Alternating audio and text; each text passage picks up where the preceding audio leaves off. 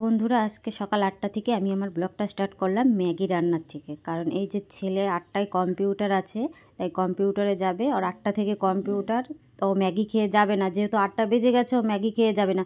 কারণ এত শীত পড়েছে, শীতের সকালটা না 7:30টায় আমরা আজকে ঘুম থেকে উঠে সকালে ঘর ঝাড় দিলাম, উঠান ঝাড় দিয়ে মন্দিরটা মুছে ওকে খাবার করতে এসেছি। তখন হচ্ছে 8টা বেজে গেছে। ও বলছে মা আমি খাবো না, 8টা বেজে গেছে।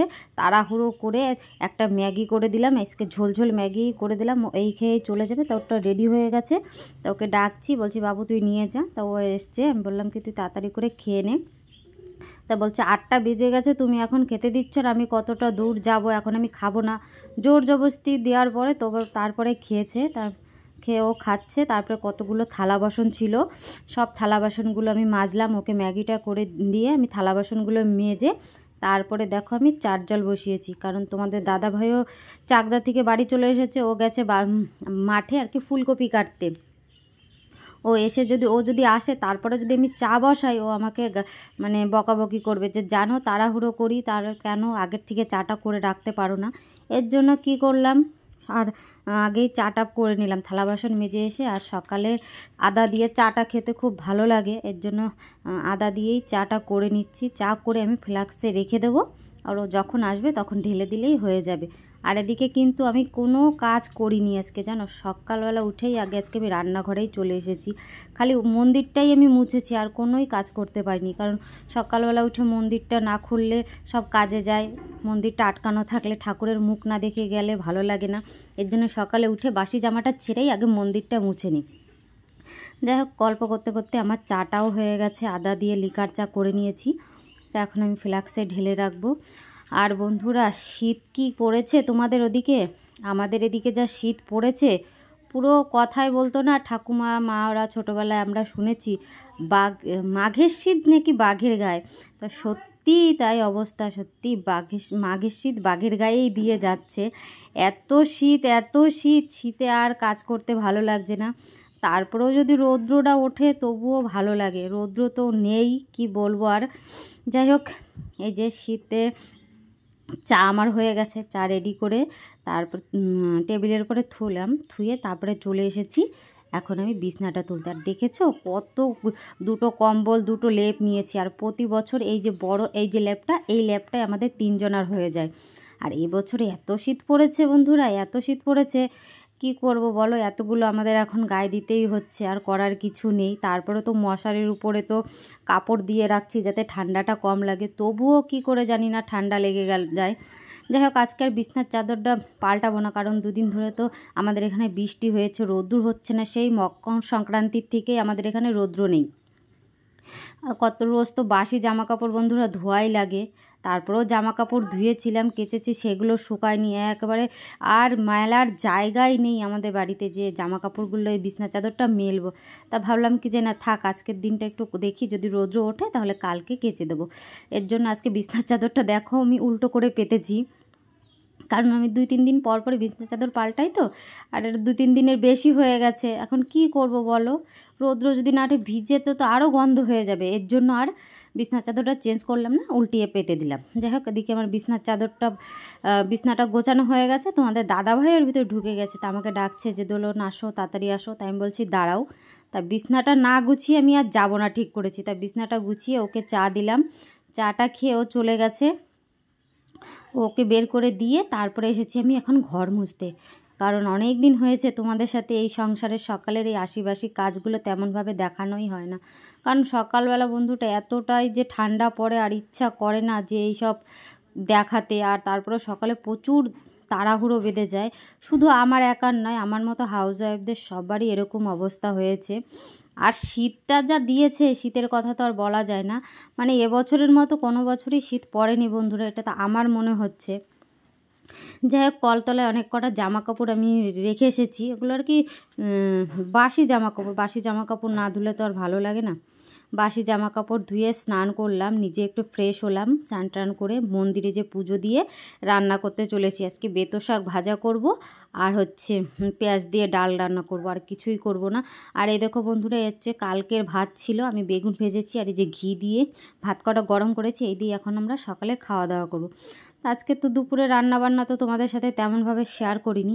আর দেখো বন্ধুরা, এগুলো আমাদের বাড়ির সাইডে সর্ষে গাছ হয়েছে। সর্ষে গাছগুলো সর্ষে ফুলও হয়েছে, দেখতে পেয়েছো?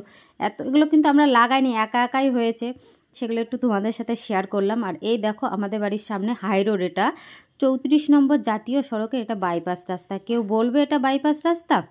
তারপরে মামি বলছে দেখ কাকার বাড়িতে কুল হয়েছে, বললো নাই দেখে যা দেখে যা।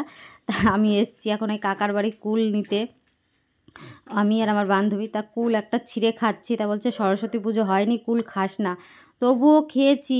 কি বলবো বন্ধুরা, এত তিতো আর এত টক, আর কিচ্ছু বলার নেই।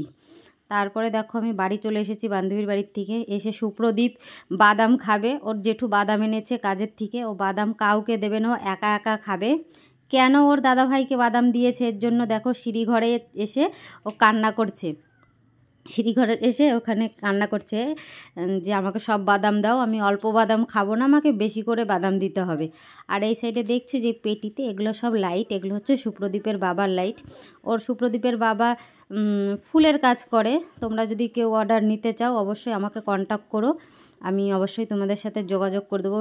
বার্থডেতে, তারপরে বিয়েবাড়ি, সাধনাতলা, মানে সব কিছুতেই ওর বাবা আর কি এইসব অর্ডার নিয়ে থাকে। তোমরা যদি কেউ এরকম কোনো বন্ধু আমার কোনো অর্ডার ফুলের সৌন্দর্য বাড়াতে চাও তাহলে অবশ্যই আমার সাথে কিন্তু তোমরা কন্ট্যাক্ট করতে পারো, ঠিক আছে?